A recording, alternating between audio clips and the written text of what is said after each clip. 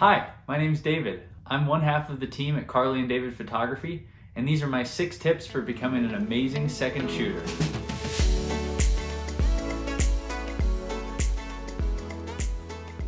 First, I just wanted to start by sharing a little bit about myself. Like I said, my name's David, and my wife Carly and I run a business called Carly and David Photography.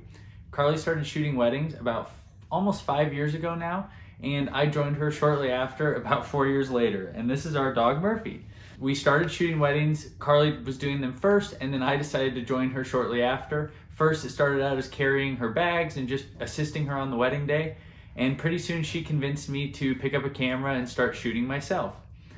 So while I've certainly enjoyed that and I have grown a ton as a photographer, I still am technically our second shooter. I think I would be very comfortable lead shooting if something ever happened to Carly, or if I needed to go shoot a wedding by myself.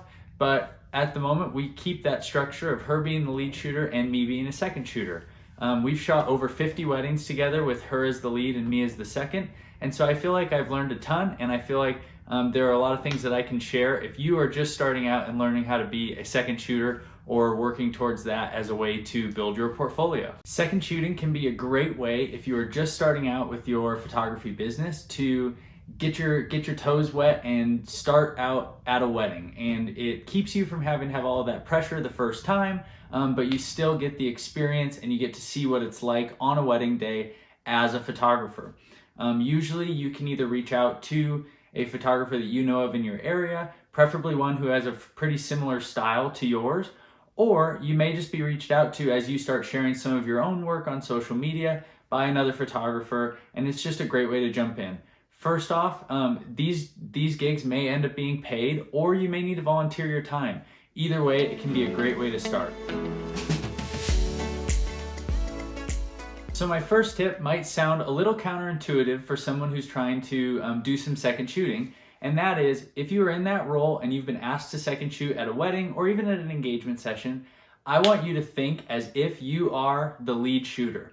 Obviously, this is a worst case scenario, but God forbid that your lead shooter's card goes corrupt, or there's an issue with something that happens with their images. And that's one of the reasons that they've hired you to be there, is partly as a backup, to just make sure that if something happens, that you also have those images. And so instead of going in with a mindset that feels a little bit lazy or casual because there's already someone capturing all those images, I want you to really think as if you are the lead shooter. Obviously, you want to make sure that you're not stepping on anybody's toes and that you know you're the second shooter, but if you have that mindset and the mentality that your images are going to be the ones that are delivered to the couple, I promise your images are going to turn out better and you're going to have a better level of focus on the wedding day.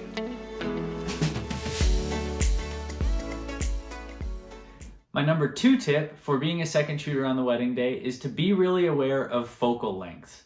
And so one thing you want to really pay attention to is what focal length of lens is your lead shooter shooting with. And obviously if they're using a zoom lens, it might be a little harder to know.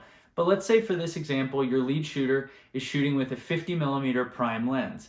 If you have a 35mm on your camera and you're standing just off of their shoulder and shooting from a similar angle, your images from standing a few feet behind with a shorter focal length lens, they're going to really look really similar. And so what I want you to do is make sure that you know what the focal length that your lead shooter is shooting at, and make sure yours is different. What we want to do is focus on, if they're getting a wider shot, maybe you're focusing in more on the faces or the expressions that the couple has, and you're getting those really different detail shots compared to the wide shot that your main shooter is doing.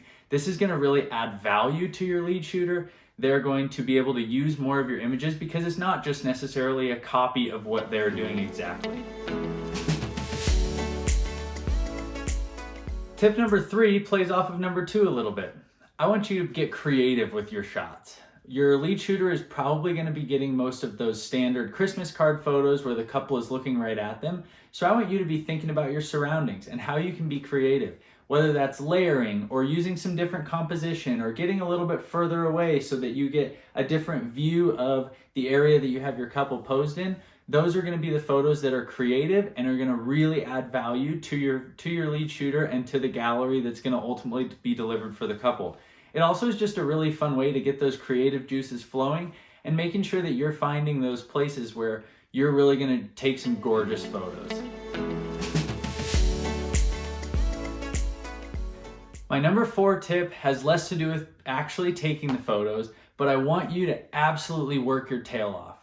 Be willing to do the dirty work. If you show that you're willing to run around and grab different details or do the things that the lead photographer doesn't want to do, that's going to be a way for you to add value to them, but also to represent their brand really well.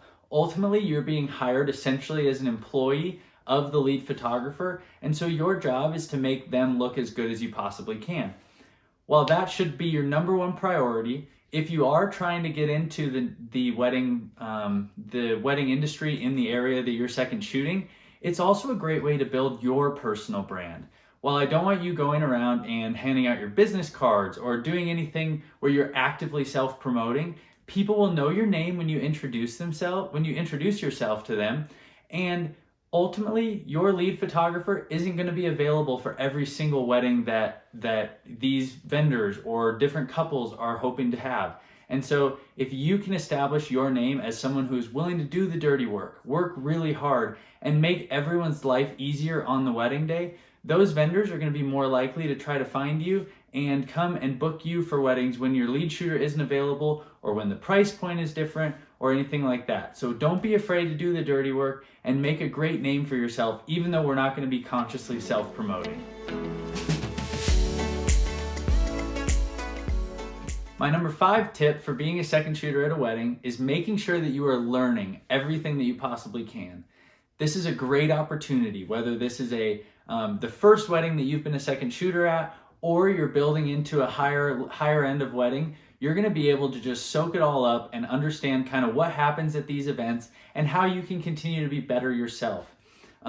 Whether that's learning from other vendors or seeing how the day flows, or learning from your lead photographer. There's a good chance they have a little bit more experience than you, or even if they don't, you can go ahead and learn things that they do really well or things that you might like to improve on for your business. This can be like invaluable experience for you as far as how you can take your client experience to the next level. And this is just like a free time to learn without having to pay for a conference or a class or anything like that.